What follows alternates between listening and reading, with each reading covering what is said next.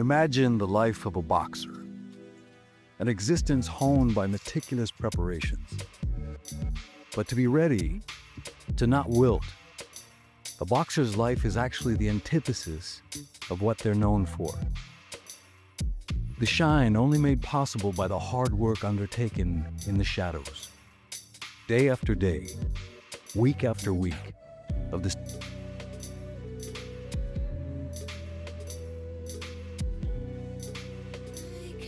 If that boxer is Gervonta Davis, it becomes clear why he's called Tank.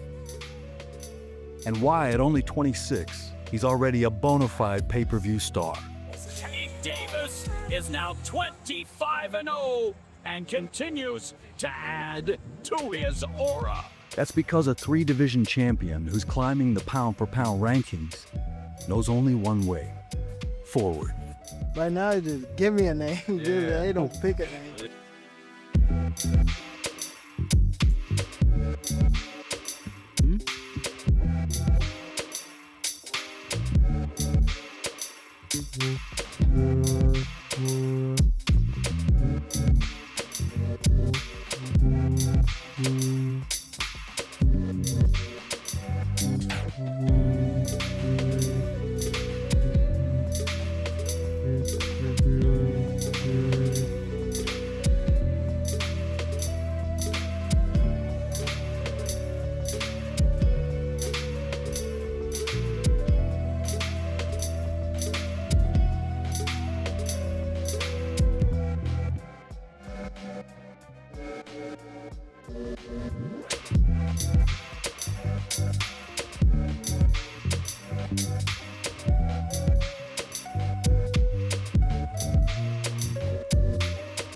Training for the Cordina fights.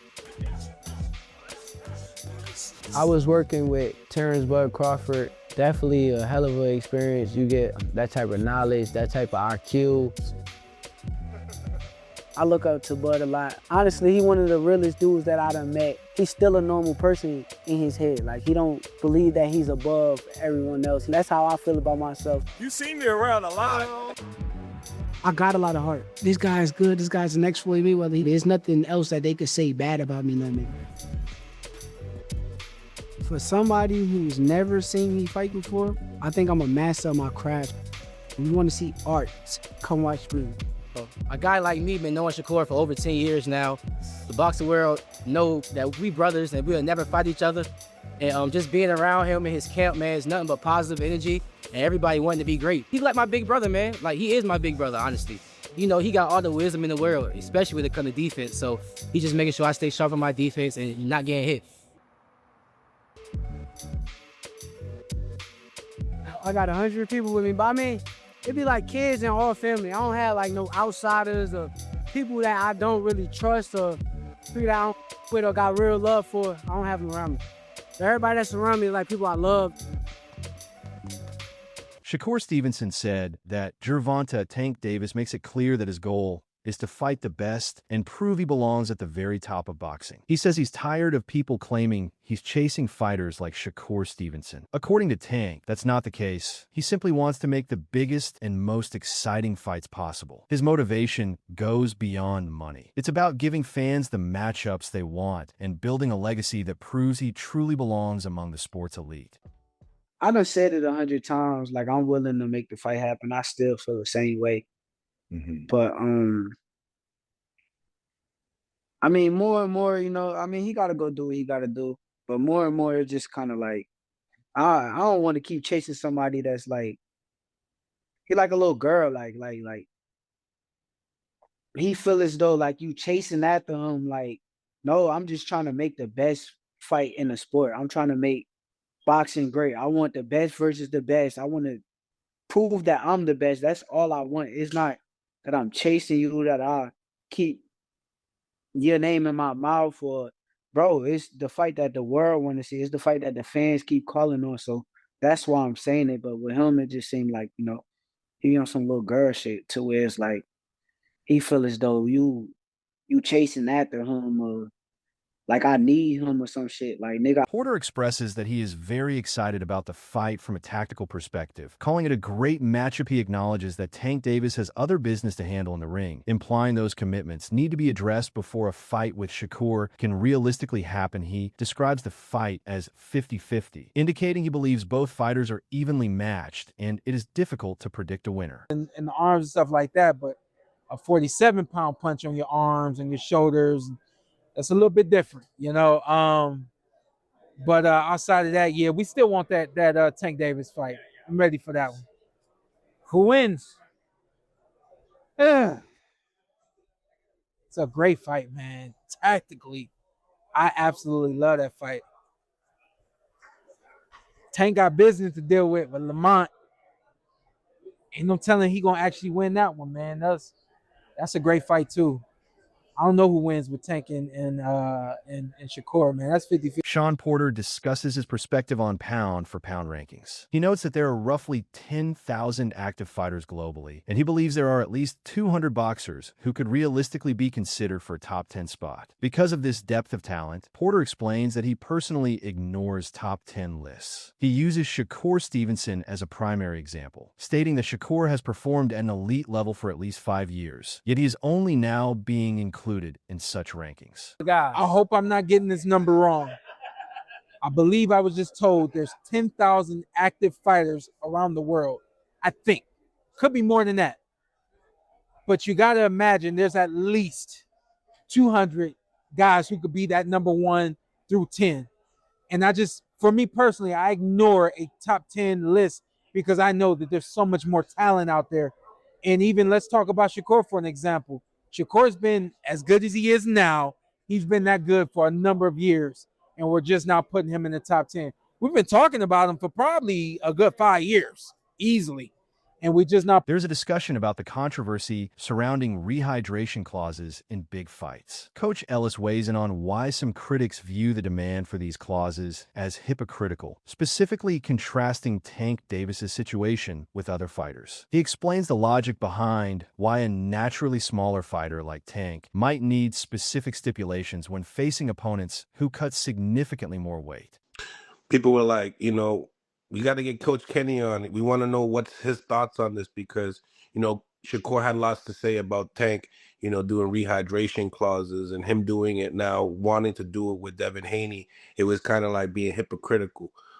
People were thinking, people were saying. Yeah, I kind of understand it. Like Tank is smaller than all of them. And if God coming down from 160, 165, it makes sense, That's why I say I kind of understand Shakur if Devin walking around 170, and Shakur walking around 150, 148 walking around. Shawn Porter challenges the popular belief that Gervonta Tank Davis would easily knock out Shakur Stevenson. Porter notes he has long maintained that Tank cannot simply walk in and score an easy knockout against Shakur because Stevenson is a defensive specialist. He observes that Tank reacts differently when Shakur's name is mentioned, suggesting Tank recognizes Shakur's unique skill set, potentially linked to Stevenson's background as a 2016 Olympic silver medalist. He predicts that if the fight happens, it will be the most strategic performance fans have ever seen from both fighters, moving beyond just relying on Tank's power punches like a straight left or right hook. Time ago, Talk to me now. I said everybody thinks that Tank is gonna go in there and just knock out Shakur. That's not gonna happen.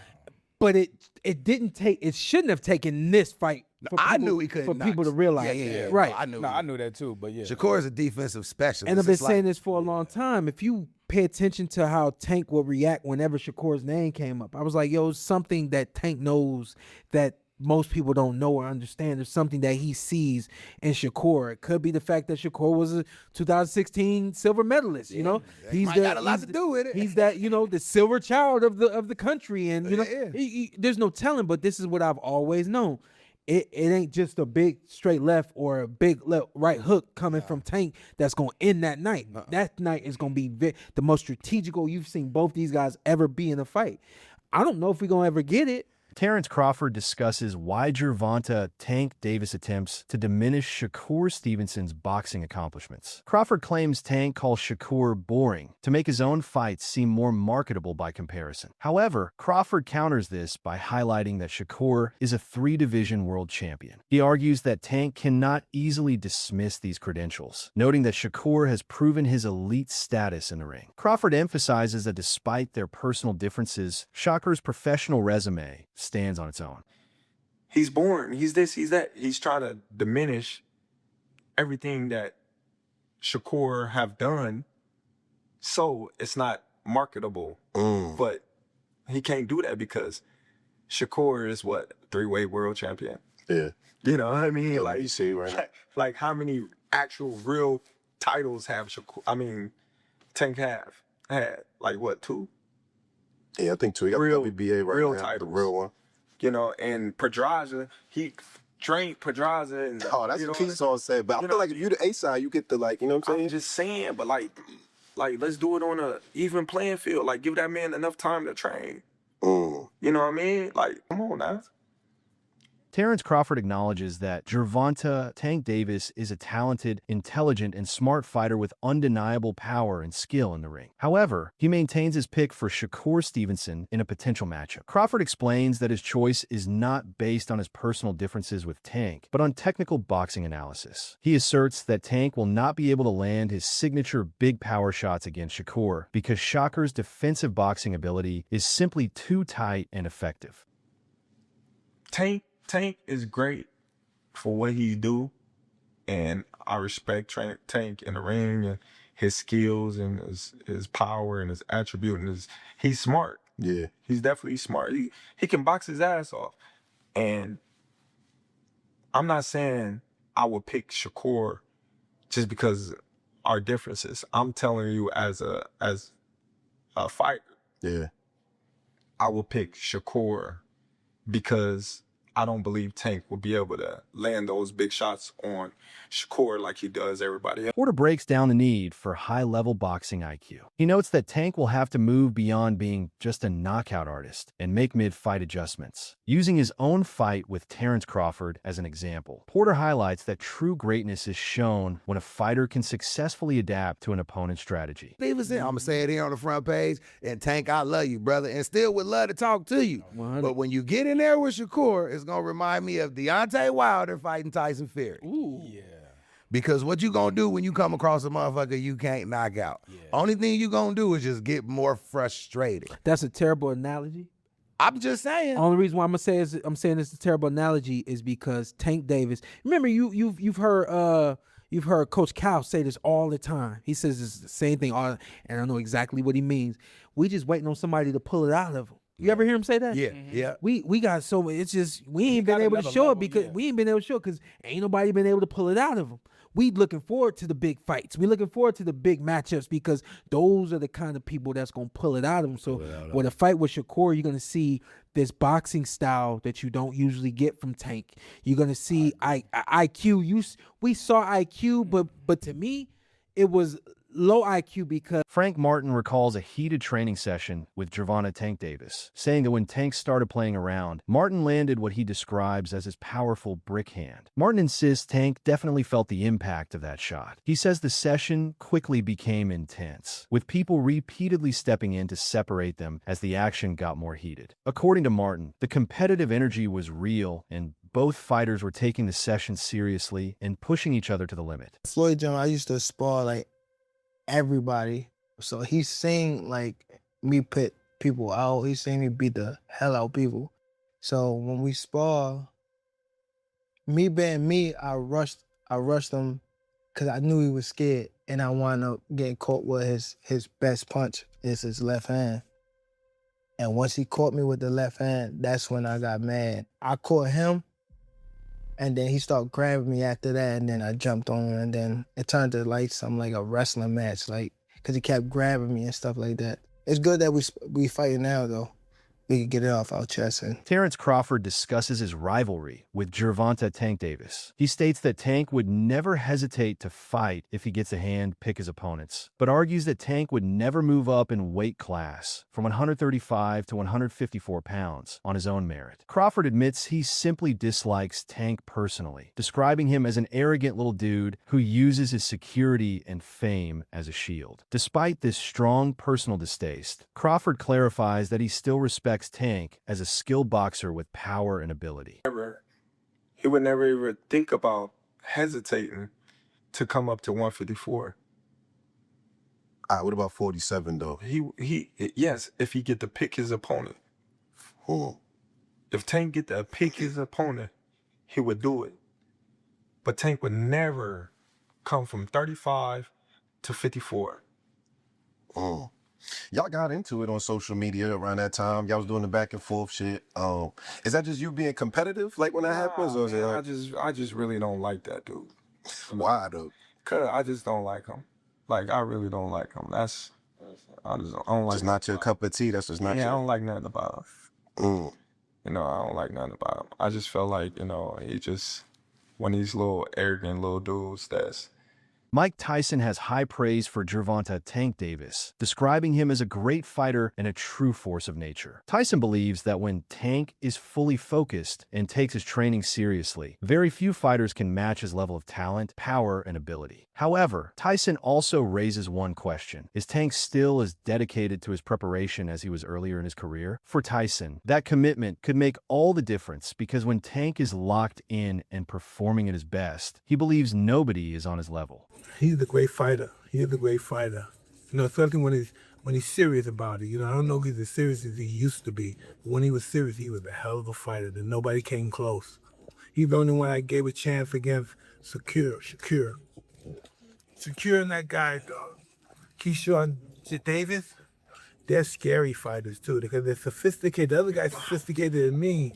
The Tank is just a force of nature. You know, you just got to get him. Mike Tyson describes Gervonta Tank Davis as a true force of nature and believes Tank may be the one fighter with a real chance of challenging Shakur Stevenson. Tyson praises Shakur and Keyshawn Davis for their sophisticated boxing skills, especially their movement and ability to control the fight. But Tyson warns that standing still against Shakur is a serious mistake. If you stop moving or try to engage him in a staring contest, Shakur can break you down with precision. According to Tyson, the key to competing with him is simple. Keep moving, stay active, and never give Shakur an easy target. The credit, you know, even though he's talk shit and stuff, he's the fucking man.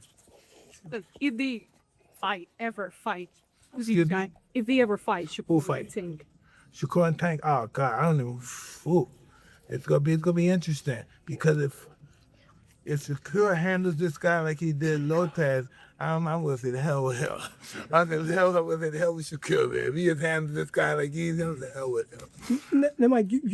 Somebody gotta give him a fight though, but you gotta be very sophisticated to know how to fight. This is when I know you lost against Shakur. This is when I know you lost. You see when he does this stuff?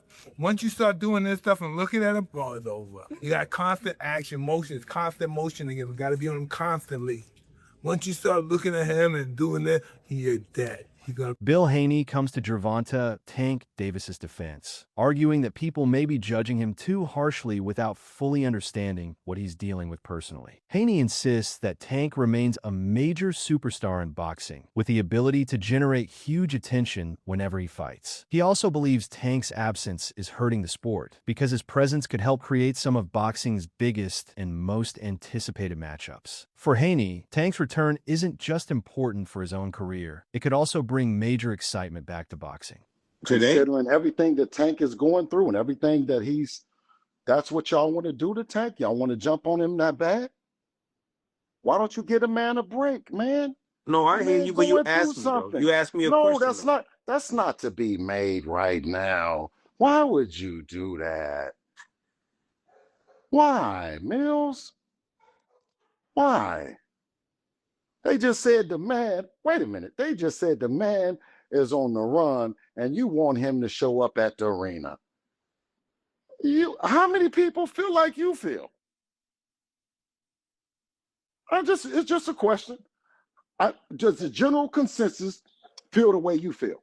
Or are you Bill Haney believes Gervonta Tank Davis shouldn't rush straight into a showdown with Shakur Stevenson right now. Instead, he suggests taking a more strategic path and exploring other major opportunities first. Haney's focus is also on securing high-profile fights for Devin Haney, looking at matchups that can bring bigger challenges and greater attention. For him, it's about timing, smart career moves, and making sure the biggest fights happen when they make the most sense. I don't advise Tank to go straight into a Shakur Stevenson fight. Okay, well, let's get that shit on out the way. Now, what's the next biggest fight to be made?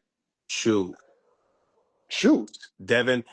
Devin and Ryan, or Calvin Ford is confident that the highly anticipated showdown between Shakur Stevenson and Gervonta Tank Davis will eventually happen. Ford says the key is getting everyone in the right position and making sure all the pieces are properly aligned. Once the timing is right and everything is in place, he believes they'll make the fight happen. For Ford, it's not a question of if, it's simply about when the time is right. Yeah, it's good. I always sit there and say, fight's gonna happen. You get what I'm saying? Because it's when everything line up, everybody's situated, they're gonna make it happen. They're gonna make it do what it do when it's time.